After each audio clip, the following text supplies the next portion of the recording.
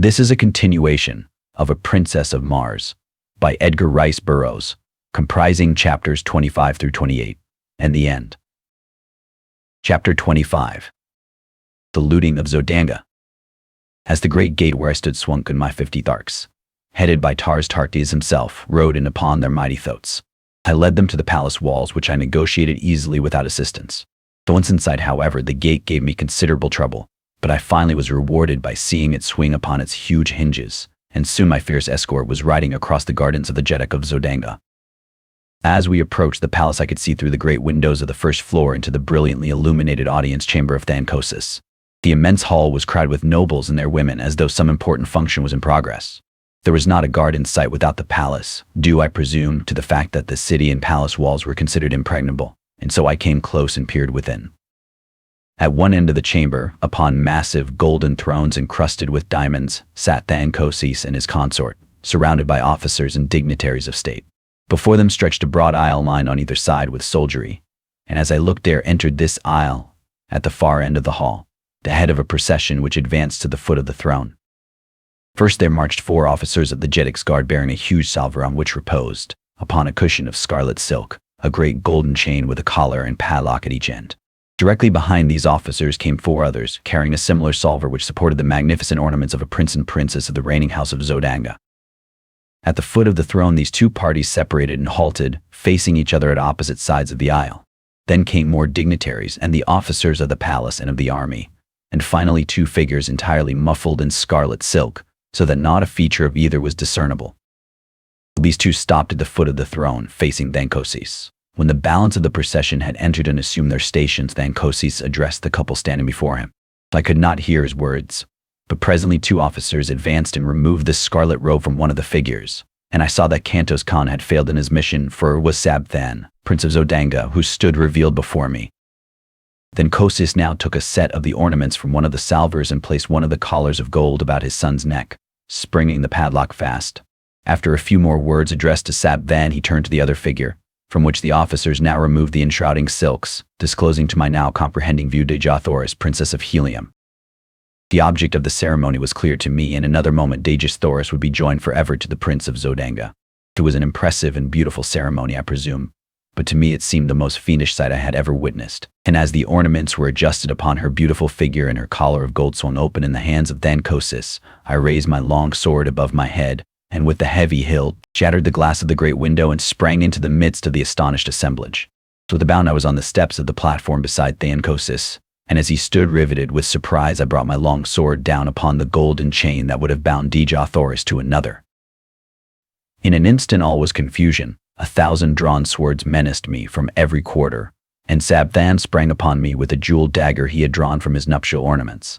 I could have killed him as easily as I might have fly, but the age-old custom of Barsum stayed my hand, and grasping his wrist as the dagger flew toward my heart I held him as though in a vise and with my long sword pointed to the far end of the hall. "Zodanga has fallen," I cried. "Look." All eyes turned in the direction I had indicated, and there, forging through the portals of the entranceway, rode Tarkes and his 50 warriors on their great thoats.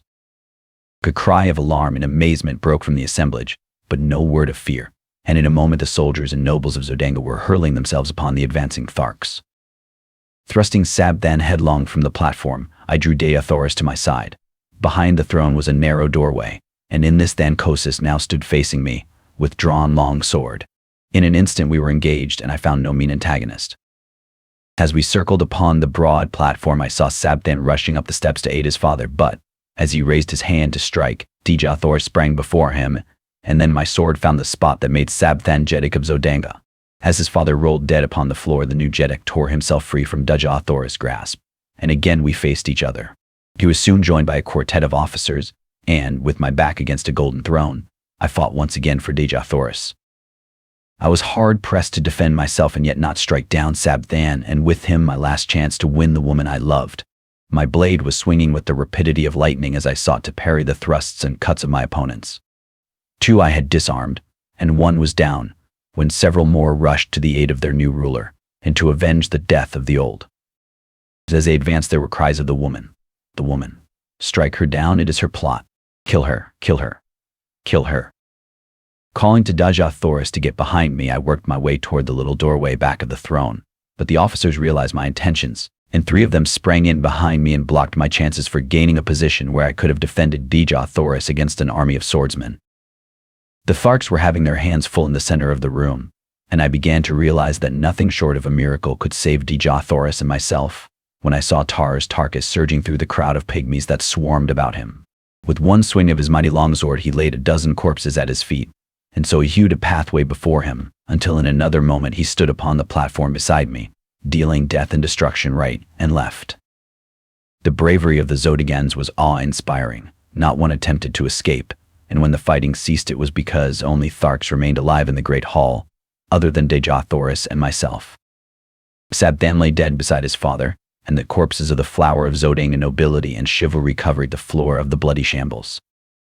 My first thought when the battle was over was for Kantos Khan, and leaving Dajah Thoris in charge of Tars Tarkas, I took a dozen warriors and hastened into the dungeons beneath the palace. Jailers had all left to join the fighters in the throne room, so we searched the labyrinthine prison without opposition. I called Kantos Khan's name aloud in each new corridor and compartment, and finally I was rewarded by hearing a faint response. Aided by the sound, we soon found him helpless in a dark recess. He was overjoyed at seeing me, and to know the meaning of the fight, faint echoes of which had reached his prison cell. He told me that the air patrol had captured him before he reached the high tower of the palace, so that he had not even seen Sabthan. We discovered that it would be futile to attempt to cut away the bars and chains which held him prisoner, so at his suggestion I returned to search the bodies on the floor above for keys to open the padlocks of his cell and of his chains. Fortunately, among the first I examined I found his jailer, and soon we had Kantos Khan with us in the throne room. Sounds of heavy firing mingled with shouts and cries came to us from the city streets, and Tars Tarkas hastened away to direct the fighting without. Kantos Khan accompanied him to act as guide, the green warriors commencing a thorough search of the palace for other Zodongans and for loot, and Dajah Thoris and I were left alone. She had sunk into one of the golden thrones, and as I turned to her she greeted me with a wan smile. "Was there ever such a man?" she exclaimed. "I know that Barsoom has never before seen your like. Can it be that all earth men are as you? Alone, a stranger, hunted, threatened, persecuted, you have done in a few short months what in all the past ages of Barsoom no man has ever done, joined together the wild hordes of the sea bottoms and brought them to fight as allies of a red Martian people." "The answer is easy, Dajah Thoris," I replied, smiling. "It was not I who did it, it was love for Dajah Thoris, a power that would work greater miracles than this you have seen." A pretty flush overspread her face, and she answered, "You may say that now, John Carter, and I may listen, for I am free." "And more still I have to say, ere it is again too late," I returned. "I have done many strange things in my life, many things that wiser men would not have dared, but never in my wildest fancies have I dreamed of winning a Dajah Thoris for myself, for never had I dreamed that in all the universe dwelt such a woman as the Princess of Helium. That you are a princess does not abash me, but that you are you is enough to make me doubt my sanity as I ask you, my princess, to be mine." "He does not need to be abashed who so well knew the answer to his plea before the plea were made," she replied, rising and placing her dear hands upon my shoulders. And so I took her in my arms and kissed her. And thus, in the midst of a city of wild conflict, filled with the alarms of war, with death and destruction reaping their terrible harvest around her, did Dajah Thoris, Princess of Helium, true daughter of Mars, the god of war, promise herself in marriage to John Carter, gentleman of Virginia. Chapter 26. Through carnage to joy. Sometime later, Tars Tarkas and Kantos Khan returned to report that Zodanga had been completely reduced. Her forces were entirely destroyed or captured, and no further resistance was to be expected from within. Several battleships had escaped, but there were thousands of war and merchant vessels under guard of Thark warriors. The lesser hordes had commenced looting and quarreling among themselves, so it was decided that we collect what warriors we could, man as many vessels as possible with Zodangan prisoners, and make for Helium without further loss of time. 5 hours later, we sailed from the roofs of the dock buildings with a fleet of 250 battleships, carrying nearly 100,000 green warriors, followed by a fleet of transports with Arthos. They were looting, murdering, and fighting amongst themselves.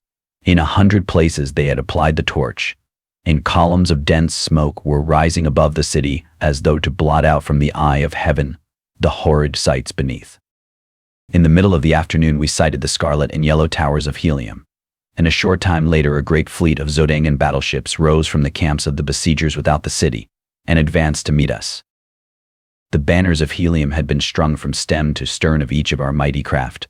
But the Zodangans did not need this sign to realize that we were enemies, for our green Martian warriors had opened fire upon them almost as they left the ground. With their uncanny marksmanship, they raked the oncoming fleet with volley after volley. The twin cities of helium, perceiving that we were friends, sent out hundreds of vessels to aid us, and then began the first real air battle I had ever witnessed. The vessels carrying our green warriors were kept circling above the contending fleets of helium and Zodanga, since their batteries were useless in the hands of the Tharks who, having no navy, have no skill in naval gunnery.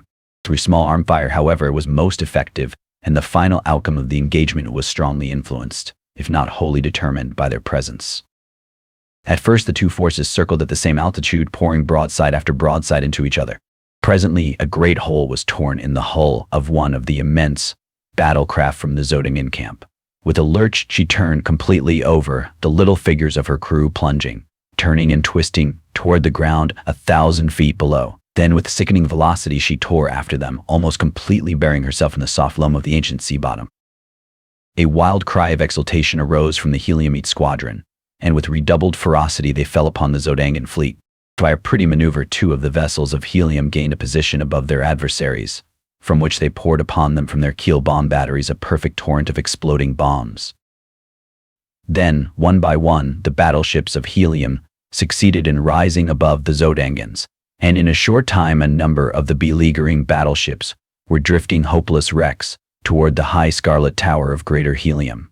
Several others attempted to escape, but they were soon surrounded by thousands of tiny individual flyers, and above each hung a monster battleship of helium ready to drop boarding parties upon their decks. Within but little more than an hour from the moment the victorious Zodangan squadron had risen to meet us from the camp of the besiegers, the battle was over, and the remaining vessels of the conquered Zodangans were headed toward the cities of helium under prize crews. There was an extremely pathetic side to the surrender of these mighty flyers, the result of an age-old custom which demanded that surrender should be signalized by the voluntary plunging to earth of the commander of the vanquished vessel. So one after another the brave fellows, holding their colors high above their heads, leapt from the towering bows of their mighty craft to an awful death. So not until the commander of the entire fleet took the fearful plunge, thus indicating the surrender of the remaining vessels, did the fighting cease, and the useless sacrifice of brave men come to an end. We now signaled the flagship of Helium's navy to approach, and when she was within hailing distance I called out that we had the Princess Edgar on board, and that we wished to transfer her to the flagship that she might be taken immediately to the city. As the full import of my announcement bore in upon them, a great cry arose from the decks of the flagship, and a moment later the colors of the Princess of Helium broke from 100 points upon her upper works. When the other vessels of the squadron caught the meaning of the signals flashed them, they took up the wild acclaim and unfurled her colors in the gleaming sunlight. The flagship bore down upon us, and as she swung gracefully to and touched our side, a dozen officers sprang upon our decks. As their astonished gaze fell upon the hundreds of green warriors, who now came forth from the fighting shelters, they stopped aghast, but at sight of Kantos Kan, who advanced to meet them, they came forward, crowding about him. Dejathoris and I then advanced, and they had no eyes for other than her. She received them gracefully, calling each by name, for they were men high in the esteem and service of her grandfather, and she knew them well.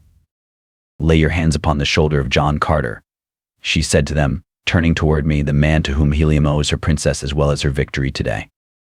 They were very courteous to me and said many kind and complimentary things, but what seemed to impress them most was that I had won the aid of the fierce Tharks in my campaign for the liberation of Dejathoris and the relief of Helium.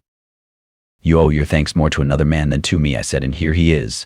Meet one of Barsum's greatest soldiers and statesmen, Tars Tarkas, Jeddak of Thark."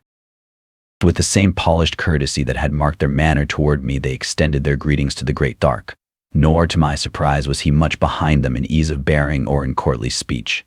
Though not a garrulous race, the Tharks are extremely formal, and their ways lend themselves amazingly to dignified and courtly manners.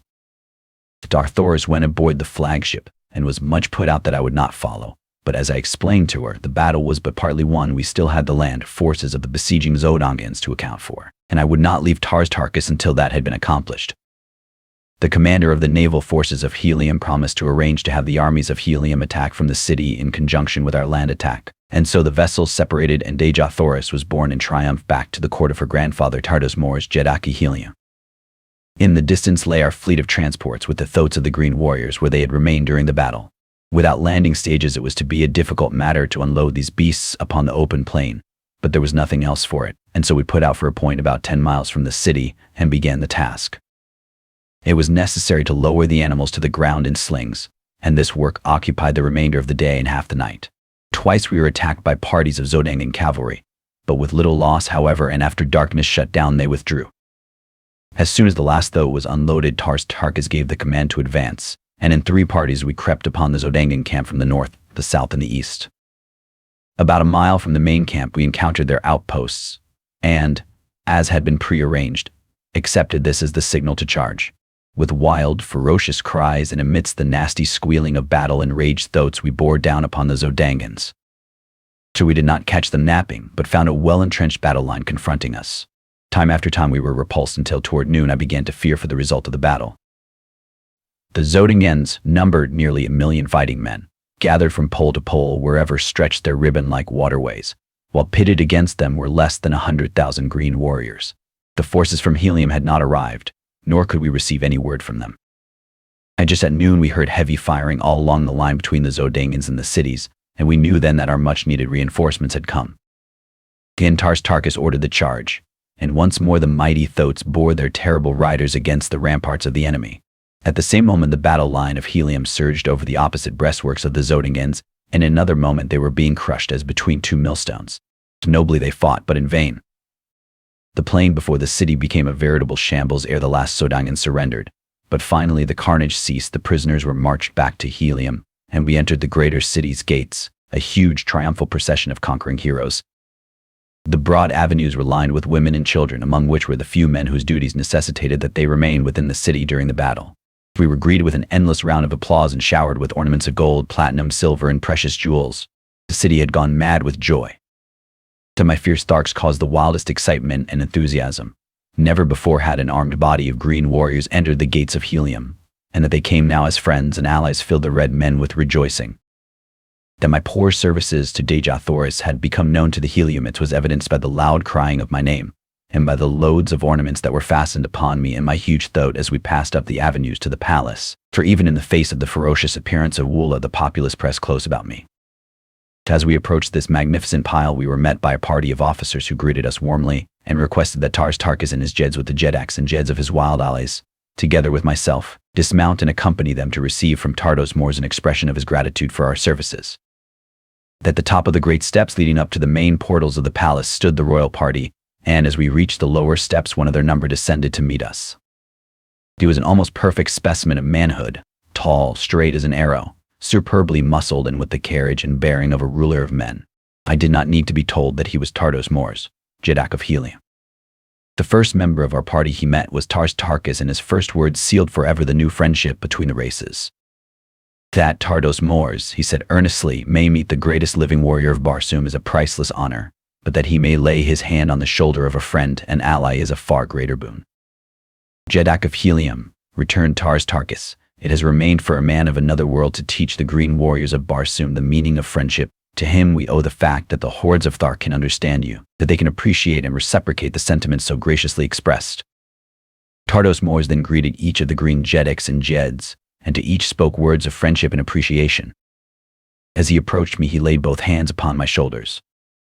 Kelka, my son, he said, that you are granted, gladly and without one word of opposition, the most precious jewel in all Helium, yes, on all Barsoom, is sufficient earnest of my esteem. We were then presented to Mors Kajak, Jed of Lesser Helium, and father of Dejathoris. He had followed close behind Tardos Mors and seemed even more affected by the meeting than had his father. We tried a dozen times to express his gratitude to me, but his voice choked with emotion and he could not speak, and yet he had, as I was to later learn, a reputation for ferocity and fearlessness as a fighter that was remarkable even upon warlike Barsoom. For in common with all Helium he worshipped his daughter, nor could he think of what she had escaped without deep emotion. Chapter 27. From Joy to Death. For 10 days the hordes of Thark and their wild allies were feasted and entertained, and then loaded with costly presents, and escorted by 10,000 soldiers of Helium, commanded by Mors Kajak, they started on the return journey to their own lands. The Jed of Lesser Helium with a small party of nobles accompanied them all the way to Thark, to cement more closely the new bonds of peace and friendship. Sola also accompanied Tars Tarkas, her father, who before all his chieftains had acknowledged her as his daughters. 3 weeks later, Morskjak and his officers, accompanied by Tars Tarkas and Sola, returned upon a battleship that had been dispatched to Tark to fetch them in time for the ceremony which made Deja Thoris and John Carter one. For 9 years I served in the councils and fought in the armies of Helium as a prince of the house of Tardos Mors. The people seemed never to tire of heaping honors upon me, and no day passed that did not bring some new proof of their love for my princess, the incomparable Deja Thoris. In a golden incubator upon the roof of our palace lay a snow-white egg. For nearly 5 years 10 soldiers of the Jedak's guard had constantly stood over it, and not a day passed when I was in the city that Deja Thoris and I did not stand hand in hand before our little shrine planning for the future, when the delicate shell should break. Vivid in my memory is the picture of the last night as we sat there talking in low tones of the strange romance which had woven our lives together, and of this wonder which was coming to augment our happiness and fulfill our hopes. In the distance we saw the bright white light of an approaching airship, but we attached no special significance to so common a sight. Like a bolt of lightning it raced toward Helium until its very speed bespoke the unusual. Flashing the signals which proclaimed it a dispatch bearer for the Jedak, it circled impatiently, awaiting the tardy patrol boat which must convoy it to the palace docks. 10 minutes after it touched at the palace, a message called me to the council chamber, which I found filling with the members of Abersani. On the raised platform of the throne was Tardos Mors, pacing back and forth with tense, drawn face. When all were in their seats, he turned toward us. This morning, he said, word reached the several governments of Barsoom that the keeper of the atmosphere plant had made no wireless report for 2 days, nor had almost ceaseless calls upon him from a score of capitals elicited a sign of response. The ambassadors of the other nations asked us to take the matter in hand and hasten the assistant keeper to the plant. All day 1,000 cruisers have been searching for him, until just now one of them returns bearing his dead body, which was found in the pits beneath his house, horribly mutilated by some assassin. I do not need to tell you what this means to Barsoom. It would take months to penetrate those mighty walls. In fact, the work has already commenced, and there would be little to fear were the engine of the pumping plant to run as it should and as they all have for hundreds of years. But the worst, we fear, has happened. The instruments show a rapidly decreasing air pressure on all parts of Barsoom. The engine has stopped. So, my gentlemen, he concluded, we have at best 3 days to live. There was absolute silence for several minutes, and then a young noble arose and with his drawn sword held high above his head addressed Tardos Mors. The men of Helium have prided themselves that they have ever shown Barsoom how a nation of red men should live. Now is our opportunity to show them how they should die. Let us go about our duties as though 1,000 useful years still lay before us. The chamber rang with applause, and as there was nothing better to do than to allay the fears of the people by our example, we went our ways with smiles upon our faces and sorrow gnawing at our hearts. So when I returned to my palace, I found that the rumor already had reached Deja Thoris, so I told her all that I had heard. We have been very happy, John Carter, she said, and I thank whatever fate overtakes us that it permits us to die together. The next 2 days brought no noticeable change in the supply of air, but on the morning of the 3rd day breathing became difficult at the higher altitudes of the rooftops. The avenues and plazas of Helium were filled with people. All business had ceased. For the most part, the people looked bravely into the face of their unalterable doom. Here and there, however, men and women gave way to quiet grief. Toward the middle of the day, many of the weaker commenced to succumb, and within an hour the people of Barsoom were sinking by thousands into the unconsciousness which precedes death by asphyxiation. Deja Thoris and I, with the other members of the royal family, had collected in a sunken garden within an inner courtyard of the palace. We conversed in low tones, when we conversed at all, as the awe, a grim shadow of death crept over us. Even Woola seemed to feel the weight of the impending calamity, for he pressed close to Deja Thoris and to me, whining pitifully. The little incubator had been brought from the roof of our palace at request of Deja Thoris, and she sat gazing longingly upon the unknown little life that now she would never know. As it was becoming perceptibly difficult to breathe, Tardos Mors arose, saying, "Let us bid each other farewell. The days of the greatness of Barsoom are over. Tomorrow's sun will look down upon a dead world which through all eternity must go swinging through the heavens, peopled not even by memories. It is the end." He stooped and kissed the women of his family and laid a strong hand upon the shoulders of the men. As I turned sadly from him, my eyes fell upon Deja Thoris. Her head was drooping upon her breast. To all appearances she was lifeless. With a cry I sprang to her and raised her in my arms. Her eyes opened and looked into mine. "Kiss me, John Carter," she murmured. "I love you." I love you. It is cruel that we must be torn apart who were just starting upon a life of love and happiness. As I pressed her dear lips, a cold feeling of unconquerable power and authority rose in me. The fighting blood of Virginia sprang to life in my veins. Fate shall not be, my princess, I cried. There must be some way, and John Carter, who has fought his way through a strange world for love of you, will find it. So with my words there crept above the threshold of my conscious mind a series of 9 long-forgotten sounds. Like a flash of lightning in the darkness, their full purport dawned upon me, the key to the 3 great doors of the atmosphere plant. Turning suddenly toward Tardos Moors as I still clasped my dying love to my breast, I cried, "A flyer, Jeddak! Quick, order your swiftest flyer to the palace top. I can save Barsoom yet."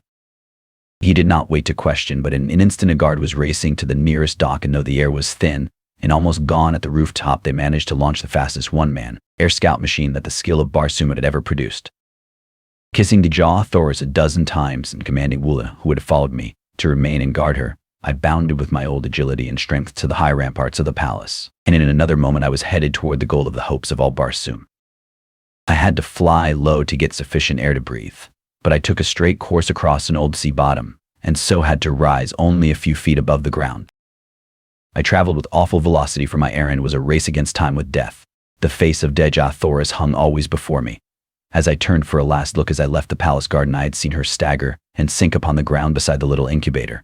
That she had dropped into the last coma which would end in death if the air supply remained unreplenished, I well knew, and so, throwing caution to the winds, I flung overboard everything but the engine and compass, even to my ornaments, and lying on my belly along the deck with one hand on the steering wheel, and the other pushing the speed lever to its last notch, I split the thin air of dying Mars with the speed of a meteor. An hour before dark, the great walls of the atmosphere plant loomed suddenly before me, and with a sickening thud I plunged to the ground before the small door which was withholding the spark of life from the inhabitants of an entire planet. Beside the door a great crew of men had been laboring to pierce the wall, but they had scarcely scratched the flint-like surface, and now most of them lay in the last sleep from which not even air would awaken them. Conditions seemed much worse here than at Helium, and it was with difficulty that I breathed at all. There were a few men still conscious, and to one of these I spoke. "If I can open these doors, is there a man who can start the engines?" I asked. "I can," he replied. "If you open quickly, I can last but a few moments more. But it is useless, they are both dead, and no one else upon Barsoom knew the secret of these awful locks. For 3 days men crazed with fear have surged about this portal in vain attempts to solve its mystery." I had no time to talk. I was becoming very weak, and it was with difficulty that I controlled my mind at all. But, with a final effort, as I sank weakly to my knees, I hurled the 9 thought waves at that awful thing before me. The Martian had crawled to my side, and with staring eyes fixed on the single panel before us, we waited in the silence of death. Slowly the mighty door receded before us. I attempted to rise and follow it, but I was too weak. After it I cried to my companion, "And if you reach the pump room, turn loose all the pumps. 'Tis the only chance Barsoom has to exist tomorrow." From where I lay I opened the second door, and then the third, and as I saw the hope of Barsoom crawling weakly on hands and knees through the last doorway, I sank unconscious upon the ground. Chapter 28. Arise on a cave. It was dark when I opened my eyes again. Strange, stiff garments were upon my body, garments that cracked and powdered away from me as I rose to a sitting posture. I felt myself over from head to foot, and from head to foot I was clothed, though when I fell unconscious at the little doorway I had been naked. Before me was a small patch of moonlit sky which showed through a ragged aperture. As my hands passed over my body they came in contact with pockets, and in one of these a small parcel of matches wrapped in oiled paper. One of these matches I struck, and its dim flame lighted up what appeared to be a huge cave, toward the back of which I discovered a strange, still figure huddled over a tiny bench. As I approached it I saw that it was the dead and mummified remains of a little old woman with long black hair, and the thing it leaned over was a small charcoal burner upon which rested a round copper vessel containing a small quantity of greenish powder. To behind her, depending from the roof upon rawhide thongs and stretching entirely across the cave, was a row of human skeletons. From the thong which held them stretched another to the dead hand of the little old woman. As I touched the cord the skeletons swung to the motion with a noise as of the rustling of dry leaves. It was a most grotesque and horrid tableau, and I hastened out into the fresh air, glad to escape from so gruesome a place. The sight that met my eyes as I stepped out upon a small ledge which ran before the entrance of the cave filled me with consternation. A new heaven and a new landscape met my gaze. The silvered mountains in the distance, the almost stationary moon hanging in the sky, the cactus-studded valley below me were not of Mars. I could scarce believe my eyes, but the truth slowly forced itself upon me. I was looking upon Arizona from the same ledge from which 10 years before I had gazed with longing upon Mars. Burying my head in my arms, I turned broken and sorrowful down the trail from the cave. Above me shone the red eye of Mars, holding her awful secret, 48 million miles away. Did the Martian reach the pump room?